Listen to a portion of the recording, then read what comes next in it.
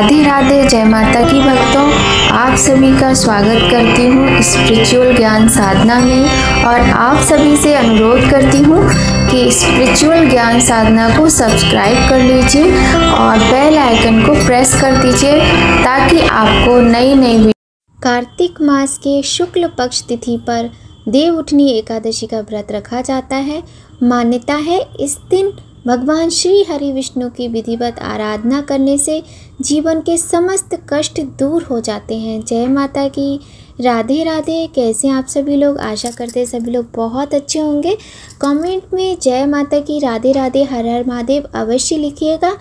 आप सभी का स्पिरिचुअल ज्ञान साधना में बहुत बहुत स्वागत करते हैं और आप सभी से अनुरोध करते हैं यदि आपने अभी तक स्पिरिचुअल ज्ञान साधना को सब्सक्राइब नहीं किया है तो जल्दी से कर लीजिए और बेल आइकन को प्रेस कर दीजिए ताकि आपको इम्पॉर्टेंट वीडियोस का नोटिफिकेशन मिलता रहे। तो आज की वीडियो के विषय में हम अब आपसे बात करते हैं कि आज की जो वीडियो है वो है देवउठनी एकादशी जो व्रत होता है उसकी कथा के विषय में। आज हम आपको बहुत ही सुंदर देवउठनी एकादशी व्रत की कथा सुनाएंगे। तो चलिए बहुत अधिक विलंब न करते हुए हम आज की कथा प्रारंभ करते हैं। तो सबसे पहले बोलते हैं गणेश भगवान की जय, लक्ष्मी नारायण भगवान की जय, तुलसी माता की जय।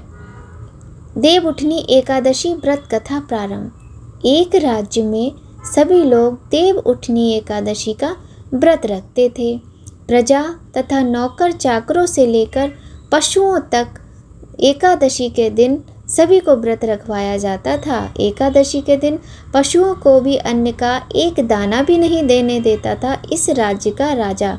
एक दिन किसी दूसरे राज्य का एक व्यक्ति राजा के पास आकर बोला, महाराज कृपा करके मुझे नौकरी पर रख लीजिए। तब राजा ने उसके सामने एक शर्त रखी कि ठीक है रख लेंगे हम तुम्हें नौकरी पर, किंतु रोज़ तो तुम्हें खाने को सब कुछ मिलेगा पर एकादशी के दिन अन्न नहीं मिलेगा। उस व्यक्ति ने उस समय हाँ कर दी, पर एकादशी के दिन जब उसे फलाहार का सामान दिया गया तो वह राजा के सामने जाकर गिड़गिड़ाने लगा, महाराज इससे मेरा पेट नहीं भरेगा, मैं भूखा ही मर जाऊंगा, मुझे अन्न दे दो। राजा ने उसे शर्त की बात याद दिलाई पर वह अन्न छोड़ने को राजी नहीं हुआ। तब राजा ने उसे आटा, दाल, चावल आदि दिए।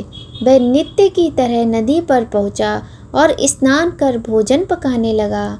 जब भोजन बन गया तो वह भगवान को बुलाने लगा, आओ भगवान भोजन तैयार है।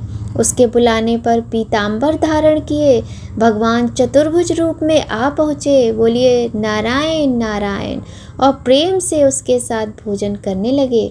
भोजन करके भगवान अंतर ध्यान हो गए और वह अपने काम पर चला गया। 15 दिन बाद अगली एकादशी को वह राजा से कहने लगा, महाराज मुझे 2 गुना सामान दीजिए, उस दिन तो मैं भूखा ही रह गया। राजा ने पूछा क्या कारण है?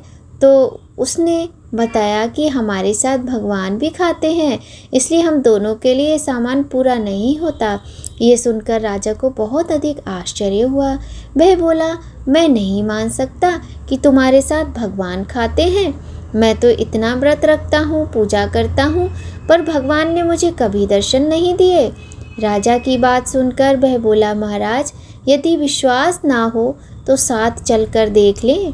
राजा एक पेड़ के पीछे छिपकर बैठ गया। उस व्यक्ति ने भोजन बनाया तथा भगवान को शाम तक पुकारता रहा परंतु भगवान ना आए और अंत में उसने कहा, हे भगवान यदि आप नहीं आए तो मैं नदी में कूदकर प्राण त्याग दूंगा। भगवान नहीं आए तब वह प्राण त्यागने के लिए नदी की तरफ आगे बढ़ा। प्राण त्यागने का उसका दृढ़ निश्चय देखकर भगवान शीघ्र ही प्रकट हो गए और उसको रोक लिया और साथ में बैठकर भोजन करने लगे। खा पीकर वे उसे अपने विमान में बिठाकर अपने धाम ले गए। ये देख राजा ने सोचा कि व्रत उपवास से तब तक कोई फायदा नहीं होता जब तक मन शुद्ध ना हो। इससे राजा को ज्ञान मिला। वह भी मन से व्रत उपवास करने लगा और अंत में स्वर्ग को प्राप्त हुआ। इस प्रकार से ये थी देवउठनी एकादशी व्रत की कथा। और बोलिए लक्ष्मी नारायण भगवान की जय। कार्तिक मास स्नान की जय। इस प्रकार से आज की कथा यहीं पर पूर्ण होती है और अब हम आपको एक और कथा सुनाएंगे, तो ध्यानपूर्वक सुनिएगा। बोलिए लक्ष्मी नारायण भगवान की जय। देवशयनी एकादशी पूजा के बाद ये कथा आपको अवश्य ही सुननी चाहिए, या अगर आपके पास पुस्तक है तो पढ़नी चाहिए। कथा के अनुसार एक बार भगवान श्री कृष्ण से युधिष्ठिर ने पूछा, आषाढ़ मास के शुक्ल पक्ष की एकादशी का क्या महत्व है। तब भगवान श्री कृष्ण ने बताया कि इस एकादशी को देवशयनी एकादशी कहा जाता है। एक बार नारद मुनि ने ब्रह्मा जी से इसके महत्व और विधि के विषय में पूछा तो उन्होंने इससे संबंधित व्रत की कथा सुनाई। ब्रह्मा जी ने कहा कि इस एकादशी व्रत को पद्म एकादशी भी कहा जाता है। जो भी इस व्रत की कथा को पढ़ता है उससे भगवान विष्णु बेहद ही प्रसन्न होते हैं। कथा के अनुसार एक बार सूर्यवंश में एक महान प्रतापी राजा मांधाता राज करते थे। वे अपनी प्रजा का पूरा ध्यान रखते थे। धन धान्य से परिपूर्ण उनके राज्य में कभी अकाल नहीं पड़ा था, लेकिन एक बार लगातार 3 वर्षों तक बारिश नहीं हुई और भयंकर अकाल पड़ गया। अकाल पड़ने के कारण प्रजा को काफ़ी परेशानियों का सामना करना पड़ा। धन अनाज की कमी होने के कारण सारे धार्मिक कार्य बंद हो गए। जब राजा तक यह बात पहुंची तो जंगल में अंगिरा ऋषि के आश्रम में राजा पहुंचा। जब उनसे आने का कारण पूछा गया तो उन्होंने सारी बातें बता दी। तब उन्होंने देवशयनी एकादशी के विषय में राजा को बताया। उन्होंने कहा कि आप पूरी प्रजा के साथ देवशयनी एकादशी का व्रत विधि पूर्वक करें। ऐसा करने से प्रजा को अकाल से मुक्ति मिलेगी। तब राजा ने अपनी प्रजा के साथ यह व्रत किया। ऐसा करने से अकाल से मुक्ति मिली और राज्य के लोग फिर से संपन्न हो गए।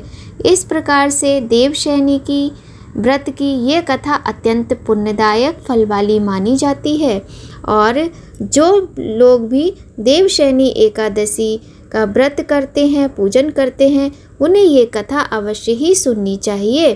तो बोलिए लक्ष्मी नारायण भगवान की जय।